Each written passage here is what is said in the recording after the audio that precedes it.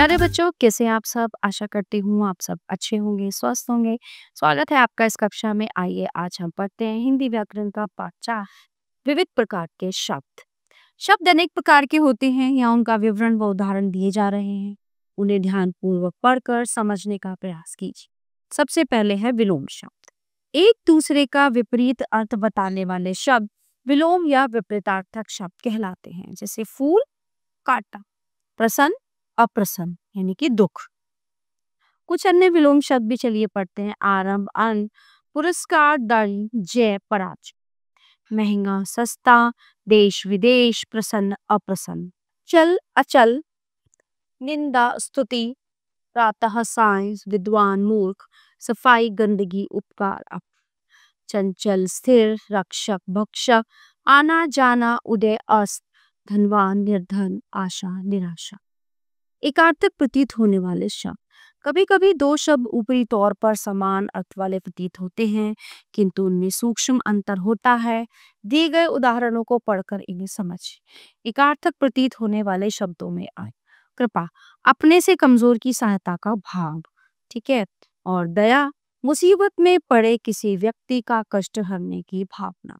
अपराध, कानून के विरुद्ध कार्य करना।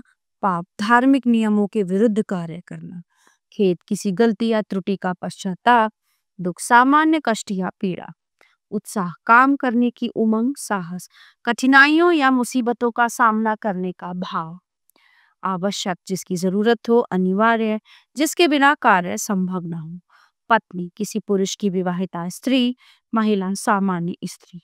अमूल्य, जिसका मूल्य न आंका जा सके।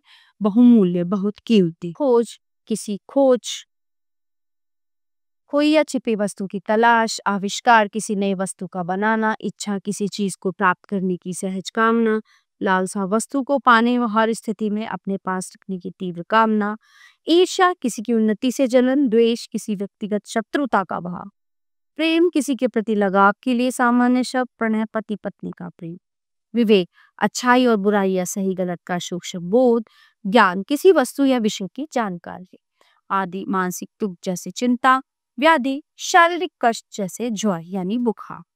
नंबर 3 पे आता है अनेक शब्दों के लिए एक शब्द। इन्हें शब्द समूह के लिए एक शब्द भी कहा जाता है।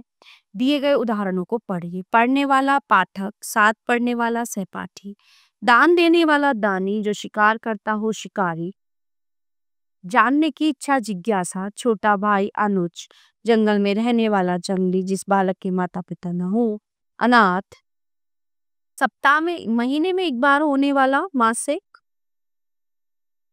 कभी ना मरने वाला अमर, सप्ताह में एक बार होने वाला साप्ताहिक, जहाँ हम पढ़ने जाते हैं विद्यालय, जो डरता हो डरपोक, सुख देने वाला सुखद, दुख देने वाला दुखद, रोजाना होने वाला दैनिक, सुनने वाला श्रोता, देखने वाला दर्शक, सब कुछ जानता हो सर्वज्ञ, जो मांस का भोजन करता हो मांसाहारी, जहाँ औषधियां रखी होती हैं औषधालय,